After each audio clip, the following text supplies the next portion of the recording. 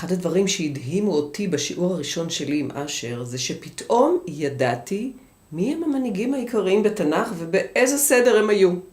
תבינו, אני באתי אליו עם סלט קצוץ בראש. ידעתי דברים בערך, אבל לא ידעתי עד כמה אני לא יודעת. זו לא הייתה הרגשה נעימה בכלל. אבל אשר בכלילות האופיינית לו, עשה לי סדר. מה הבעיה? מי המנהיג הראשון? מי אחריו ומי אחריו? וכך יצאתי מהשיעור, כמעט מקפצת, בכל זאת לא נעים, בחורה בגילי קופצת לה ברחוב, אבל עם ריקוד בלב. ריקוד המנהיגים של עם ישראל. אם עוד לא נרשמתם לקבל את הסרטונים שלנו, אני מזמינה אתכם להירשם כאן בטופס או בקישור, ולרקוד עם אשר את ריקוד המנהיגים שבתוך 7 דקות ו8 שניות יעשה לכם סדר בראש. כאן למטה נרשמים ומתחילים לרקוד.